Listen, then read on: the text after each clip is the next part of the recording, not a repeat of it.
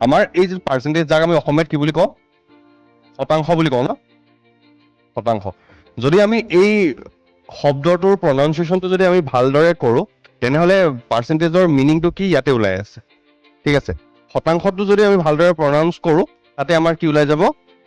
পাৰ্চেণ্টেজৰ main মিনিংটো যি আচল meaning হয় বাকী ভিতৰত কি আছে কি নাই সেইটো পিছৰ কথা কিন্তু আচল যিটো মিনিং হয় সেই মিনিংটো আমাৰ এই ৱৰ্ডটোতে আমাৰ ওলাই যাব শতাংশ শতাংশ মিনছ কি শৰ এটা অংশ হয় শতাংশ আমি কেনেকৈ পঢ়িব পাৰোঁ শৰ এটা অংশ যাক আমি কি বুলি কওঁ শতাংশ এতিয়া শ বুলি ক'লে আমি কি বুজি পাওঁ এশ হয় শ বুলি ক'লে আমি কি বুজি পাওঁ এশ তো এশৰ এটা অংশ বুলি যদি কওঁ মই আমি কেনেকৈ লিখিম কিবা বাই এশ লিখিম ন হয়নে তো সেইটোৱে হৈছে কি আমাৰ শতাংশ ধৰি লোৱা মই শৰ এটা অংশ লৈছো তো আমি কি লিখিম 1/100 লিখিম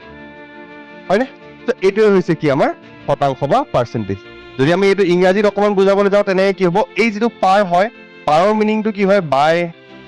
up on with respect to হয়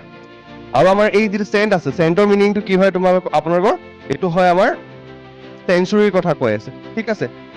আৰু চেঞ্চুৰী বুলি ক'লেতো আমি জানোৱে ক্ৰিকেটত চেঞ্চুৰী মিনছ কি হয় 100 হয় চ' এইটো মিনিংও কি হয় আমাৰ ছেমে হয় মানে কিবা এটা বাই 100 কিবা এটা আপন 100 উইথ ৰেচপেক্ট টু 100 চব মিনিং কি বুজা যায় আমাৰ 100 বুজা যায় বুজা গৈছে ত' শতাংশৰ মিনিং বেলেগ একো নহয় শতাংশৰ মিনিং এইটোৱে যে আমি কিবা এটা বস্তু ডিভাইডেড বাই যদি 100 কৰোঁ সেইটো হৈছে শতাংশ